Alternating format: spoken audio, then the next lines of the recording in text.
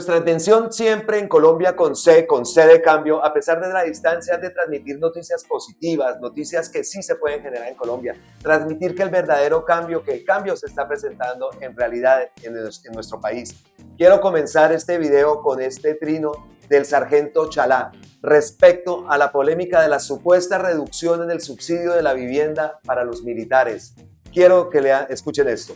La realidad de cuánto aumentaron los subsidios de vivienda para los miembros de la fuerza pública en el año 2023. Oficiales, 11.200.000 pesos. Suboficiales, 682.000 pesos. Soldados, 6.570.000 pesos. Por primera vez, los que menos ganan, más subsidios recibirán. Esto es el problema. El problema es que a los oficiales y a los altos rangos no se les redujo, se les aumentó de pronto una cantidad, pero es que ganan bastante, ellos ganan, tienen un buen sueldo. En cambio el soldado, el que siempre está abajo, el que nunca podía ascender a llegar a ser general, el que siempre tenía que estar limpiándole las botas a los altos mandos, pues ese soldado va a tener más posibilidad de comprar su casa, de tener una vivienda. Y como se les incrementó a ellos y no a los otros, entonces ahí está el problema. No puede ser posible que sale Iván Duque.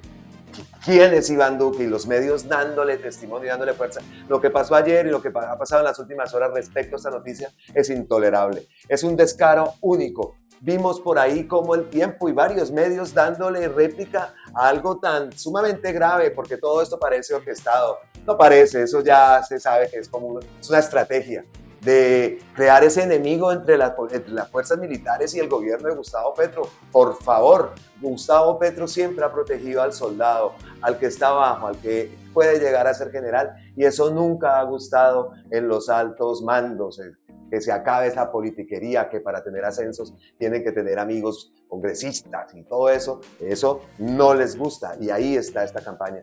Vamos a recurrir a las fuentes principales, a las fuentes reales, a las fuentes reales y fidedignas, para que veamos cómo es la forma tan absurda como manejan a la opinión pública y la controversia que generan. Esto es grave, esto no puede quedar así, y desafortunadamente sigue, pasa y nadie hace nada. Muchos medios también destacando otras cuestiones que no son la principal clave de lo que está pasando y de lo que viene. Esto apenas es una entremesa a todo lo que va a pasar este 2023 con las reformas, y seguimos cayendo en la misma. Esto es inconcebible. Vamos a ver la fuente de la Presidencia de la República. Y recurrimos a la página de la Presidencia de la República, donde tiene este titular: Mindefensa definió los aumentos para los subsidios de vivienda de la fuerza pública. Bogotá, 5 de enero de 2023, de acuerdo con los lineamientos de las políticas de bienestar implementadas por el Gobierno Nacional para los miembros de la fuerza pública, el Ministerio de Defensa Nacional, a través del decreto 2636 de 2022, determinó el valor de los subsidios de vivienda para el año 2023 de la siguiente manera. Yo tengo aquí este cuadrito ampliado. Soldados, infantes de marina, profesional y agentes recibían en el 2022 41 millones de pesos. Pues este año recibían de subsidio, van a recibir en el 2023 47.560 millones de pesos. 6 millones y larguitos más. Suboficiales y nivel ejecutivo, 54 millones recibían en el 2022 y van a recibir en el 2023 54.682.400, un aumento de 682.000 pesos. Y acá en los oficiales, los altos rangos, tienen un subsidio de 120 millones de pesos, y de 121 millones de pesos, se les va a mantener 121 y van a tener un incremento de 11.000 pesos. Pero es que miren la diferencia. Miren aquí se ve una gran diferencia. Esto es lo que se tiene que acabar. No puede ser una diferencia tan grande. 120 para un oficial, 40 millones, 3 veces más. Pues ahí está el detalle. Eso es lo que no les gusta. Continuamos con la página de la Presidencia. Con esta propuesta se logra mantener los subsidios de vivienda para los miembros de la fuerza pública sin que el valor que se recibe en pesos sea inferior al del año anterior. Se reprenda así el compromiso del Gobierno Nacional por una seguridad humana que cobija a la fuerza pública con relación al bienestar y el logro de condiciones dignas de vida, siendo la adquisición de vivienda un elemento fundamental. El Ministerio de Defensa Nacional estableció los nuevos montos del subsidio de vivienda para los integrantes de la fuerza pública. cambiando el modelo de cálculo, por lo que el ajuste no será similar al de años anteriores, pero donde se garantiza que no hay disminuciones para 2023. Pese a las restricciones económicas y presupuestales, el gobierno nacional ha decidido mantener y garantizar los subsidios de vivienda, colocando en el centro el bienestar de la fuerza pública, así como promover la equidad como un reconocimiento especial en virtud de la labor que desarrollan. Claro, nos protegen. Según el decreto, los subsidios de vivienda del personal de la fuerza pública se implementaron por la Ley 395 desde 1994 y de ese momento se indexaron al salario mínimo legal mensual vigente, SMLMV. Dicho modelo hoy no es viable, ya que financieramente es insostenible por el impacto de la inflación y el aumento histórico de los 2 últimos años del salario mínimo. De seguir aplicando este modelo, el déficit en los próximos años sería de 1.7 billones de pesos. El proceso para llegar a esta decisión cursó todos los trámites técnicos, financieros y jurídicos, teniendo siempre en cuenta la justicia y, lo más importante, la equidad. Nos queda un poco más claro, ¿no? Y para continuar aclarándonos todo este tema, sigo y recurro al sargento Chalá. Y recurro al sargento Chalá porque los que ya lo conocemos, pues es una persona que sí tiene la capacidad de opinar y sí es un conocedor de todo este tema. Los que no lo conozcan, él es un sargento retirado del ejército. Él fue candidato al Senado por el pacto histórico y siempre en campaña lo vimos que tuvo muchos acercamientos y era el puente, el intermediario entre muchos acercamientos entre las fuerzas militares, el retiro y la campaña de Gustavo Petro para lograr llegar a ser presidente. Entonces, continuamos con él, dice: mi invitación a que muchos militares y policías lea quién dijo que en el 2023 los subsidios de vivienda de los miembros de la fuerza pública se reducen. No se deje manipular por esos medios de comunicación contradictores del gobierno del presidente Gustavo Petro. Aquí él muestra un cuadro y aquí dice un análisis. Si bien es cierto, se presenta una disminución en salario mínimo legal mensual vigente para las categorías de oficial y suboficial, en valores corrientes se mantiene para oficial con un leve incremento del 0.01%, equivalente a 11.200 pesos. Y para suboficial se presenta un incremento a precios corrientes de 682.400 pesos, que representa un incremento del 1.26%. Para la categoría de soldados profesionales no hay una disminución del salario mínimo legal mensual vigente y en tal sentido se presenta un incremento de 6.560.000 pesos, equivalente al incremento del salario mínimo legal mensual vigente del 16%. Efectuando un análisis integral del sistema de subsidios en las fuerzas militares y de policía, se mejora en términos de equidad, beneficiando a los que menos deben. Eso es. Es pertinente manifestar que el subsidio sale del aporte del Estado del 3% de los factores de nómina del personal afiliado, más los rendimientos que genera la caja de las inversiones financieras. Todo se reparte teniendo en cuenta el número de afiliados que cumplen con las 168 14 años de aportes. De acuerdo al punto anterior, el ajuste efectuado con el decreto 2636 del 30 de diciembre de 2022 era absolutamente necesario para mantener la estabilidad financiera de la caja. Si no se hubiera efectuado simplemente en el futuro, el ajuste debía ser más drástico o en su efecto trasladar al sistema de subsidios al sistema general, que obviamente es bastante inferior. En términos reales, efectivamente se presenta una disminución para las categorías de oficial y suboficial, considerando que el IPC de compra de vivienda 2022 año corrido, noviembre 21 a noviembre del 2022, corresponde a un 11.72 año corrido. Para la categoría de soldados profesionales, por el contrario, se presenta un incremento real de 4.28%, 16% del incremento del salario mínimo legal mensual vigente, IPC compra de vivienda año corrido 11.72%. Eso es un tuit del sargento Chalá, como para seguirnos aclarando. También acá hay otro que lo traigo.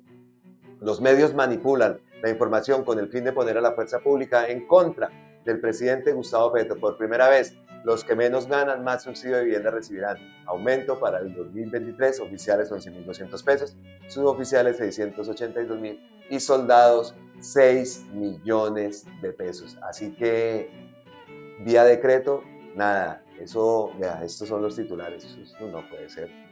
Aquí W Radio también habla, dice ellos, por lo menos dicen no hubo reducción en subsidio para que militares compren vivienda, según Ministerio de Defensa, que fue básicamente lo que ya leímos y se basan en el comunicado que presentó la página y la presidencia, la página oficial de la presidencia de la República.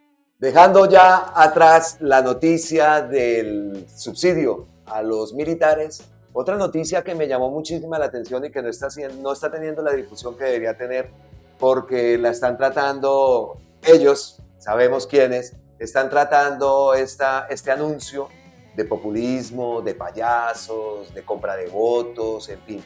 Me refiero a un anuncio que hizo la ministra Irene Vélez en el Puerto Colombia, en el Departamento del Atlántico, subsidio de 840.000 pesos para las familias de estrato 1 y 2 que quieran cambiar su nevera en esta zona del país, en esta zona del Caribe colombiano.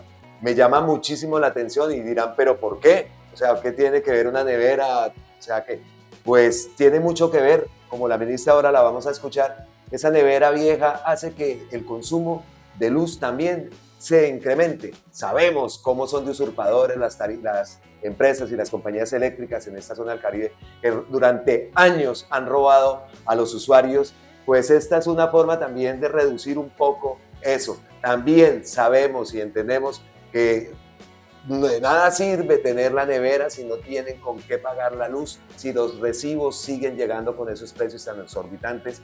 Comprendemos y entendemos la lucha que está dando esta ministra, que está dando el gobierno con las empresas generadoras de energía para que las tarifas se vean reducidas. Esto es una lucha y es una guerra que se está haciendo, pero tiene que concretarse, porque repetimos, de nada sirve tener la nevera si no tienen con qué llenarla y si sigue llegando esas tarifas por las nubes, esos precios tan exorbitantes que siempre han habido.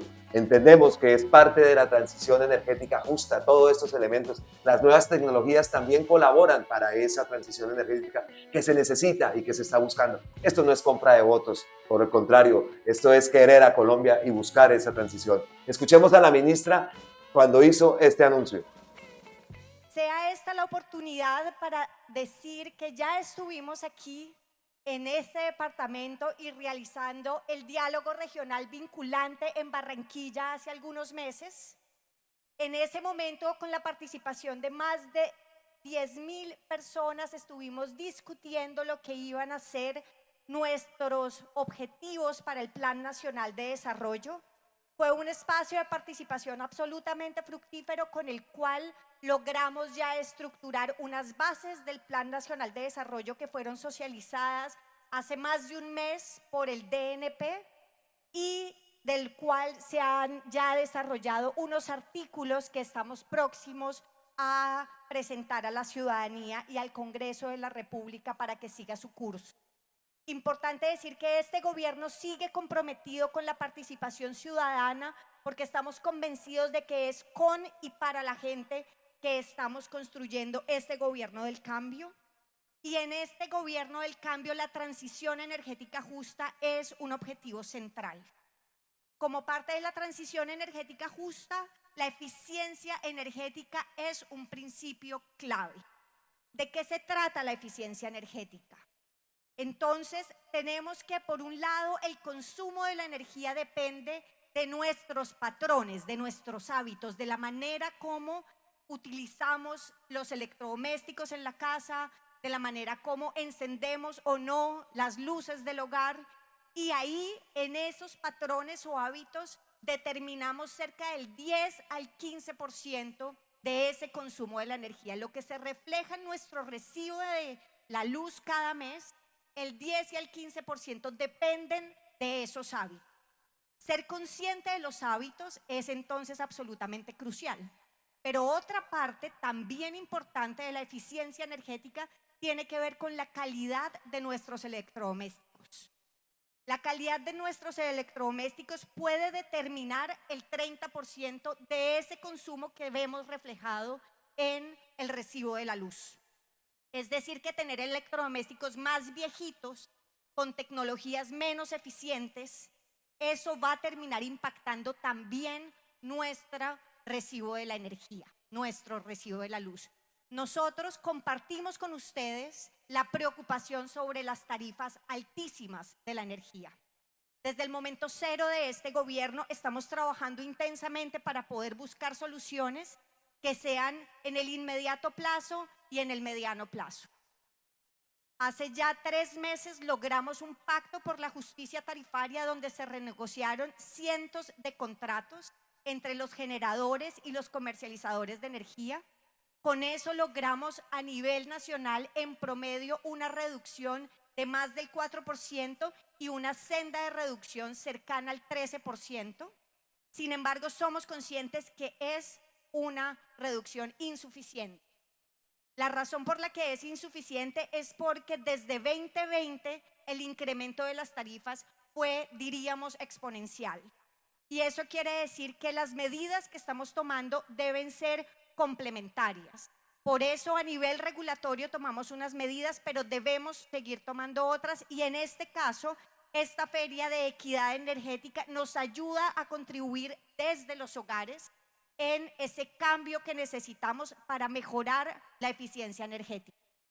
El gobierno entonces está comprometido con entregar un incentivo de 840.000 pesos a aquellas familias que decidan cambiar su electrodoméstico, nevera en este caso, para poder a través de la eficiencia energética de ese electrodoméstico, de esa tecnología, lograr que se reduzcan las tarifas.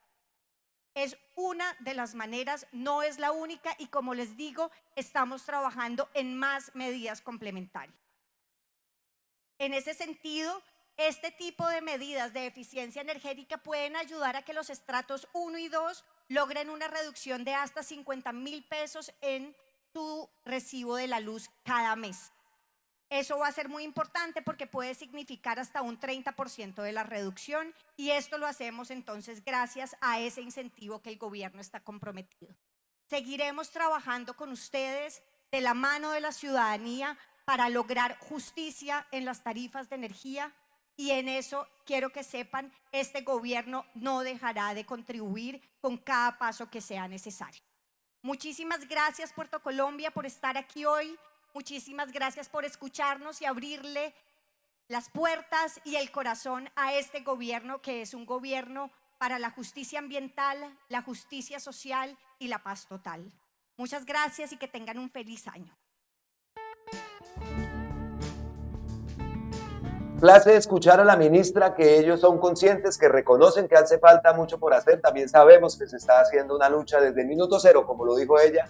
Se está llevando una lucha con esas empresas generadoras para lograr un acuerdo y lograr por fin una sustancial reducción en las tarifas de la luz en la costa. Siempre hemos sabido, los que no vivíamos en la costa, sabíamos que la luz en la costa, la luz en la costa es carísima. Ahora ellos que han tenido que estarlo pagando durante décadas y durante años, soportando también que empresas multinacionales, incluso extranjeras, lleguen a usurparles el bolsillo a esta gente y aprovechándose de algo tan básico como es la energía, la luz eléctrica. Entonces, bien, también esperamos también y sabemos que se está luchando para que no solo sea la nevera, es que la cuestión es tener cómo llenar la nevera y que se vea que no llegue el recibo de la luz con nevera nueva, siga llegando esa tarifa tan alta que sabemos que llega en la costa atlántica.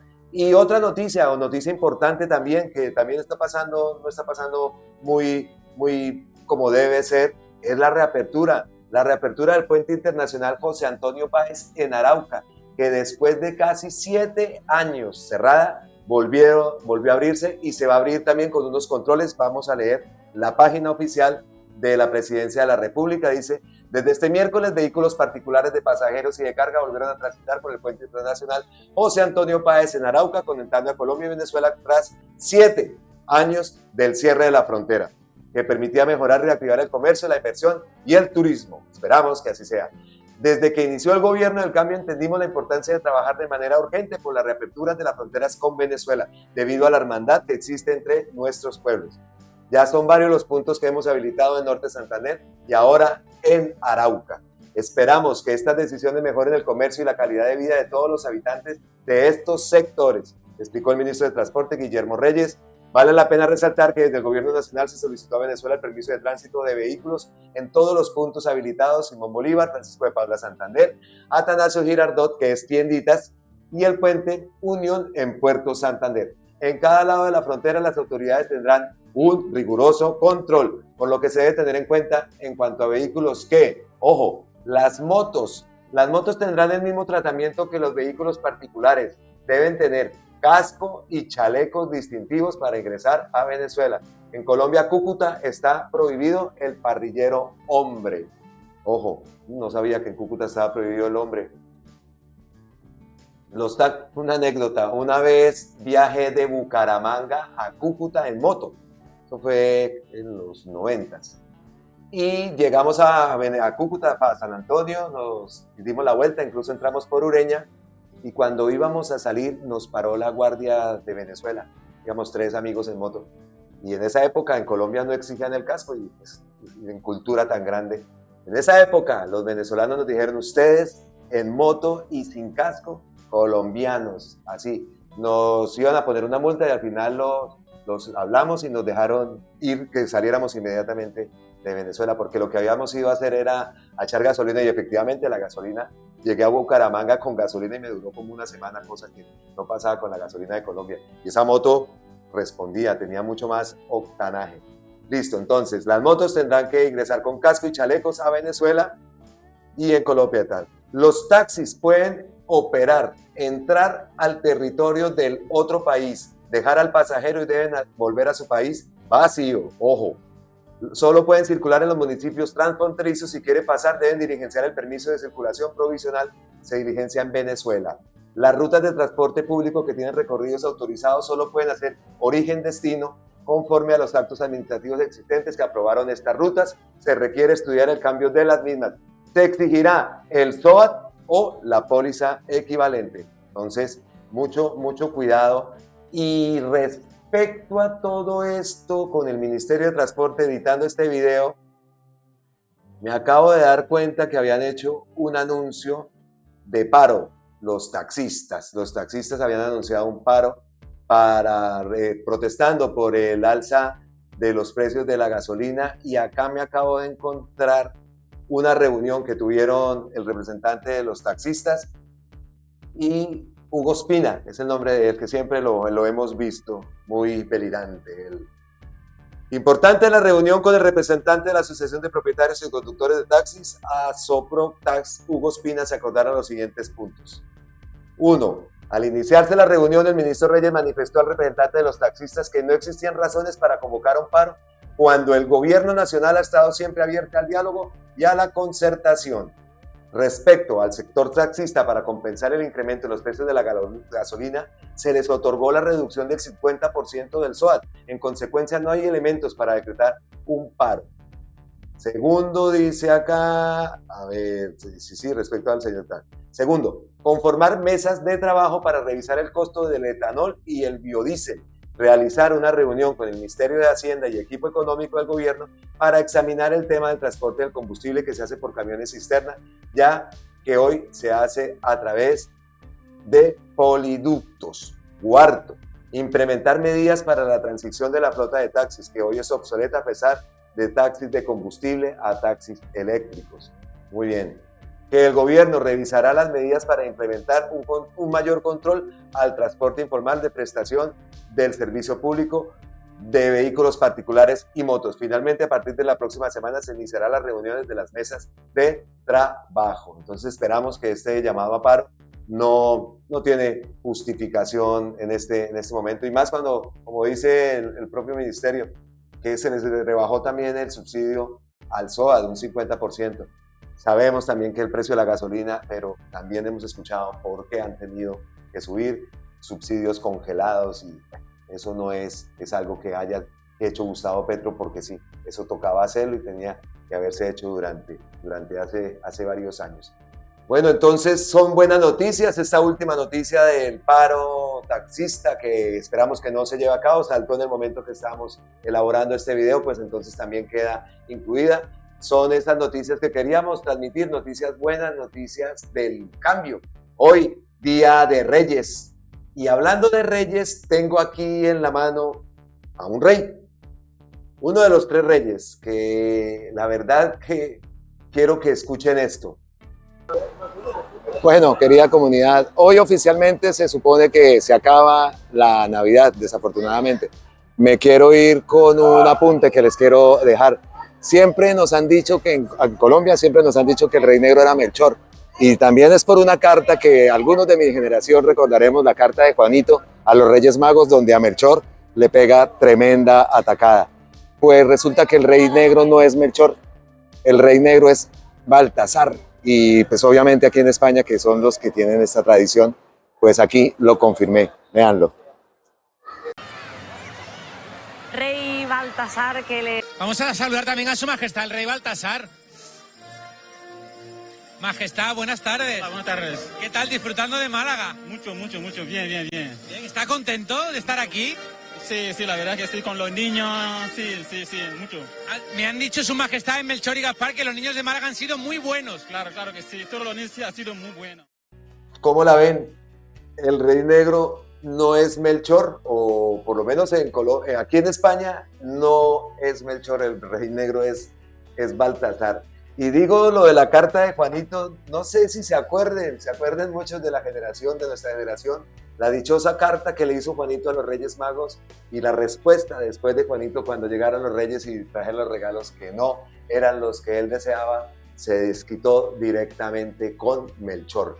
Investigué, no hay así algo que diga por qué en Colombia el rey negro es Melchor, pero no, es Baltasar. Así que con eso me quiero despedir el día de hoy. Se acabó la Navidad, nos toca quitar el arbolito. Ay, a mí la Navidad me encanta, de verdad. A pesar de que es la época donde más extraño a Colombia, es una época que toda la vida me ha gustado y me llamó mucho la atención ayer que fui a la marcha, es una marcha, no, es una cabalgata, la llaman acá en España, una cabalgata muy grande. En Málaga se celebraban 100 años de esa cabalgata. Los niños aquí esperan, es el regalo de los Reyes Magos. Ellos se acostaron anoche esperando hoy el regalo de los Reyes Magos. Hoy es festivo acá en España y espera, pues los niños los ves en la calle igual que un 25 de diciembre en Colombia. Los ves con la pelota nueva, con el balón nuevo, con el carrito, con el remoto nuevo, con las bicis nuevas. Entonces era algo que quería compartirles, que de verdad que me llamó muchísimo la atención. Amigas y amigos, hasta aquí este video. Se acabó la Navidad con tristeza, pero recargamos energía. Ustedes en Colombia, los que están en Colombia, tienen un puente este fin de semana. Recarguen energías, que lo que viene es duro. Y aquí vamos a estar acompañándolos y transmitiendo siempre las mejores noticias y convencidos de que otra Colombia sí es posible. Abrazos ancestrales desde la distancia. Como siempre, gracias. Miles de bendiciones. Yo todavía sigo diciendo feliz año Colombia. Nos vemos en la próxima.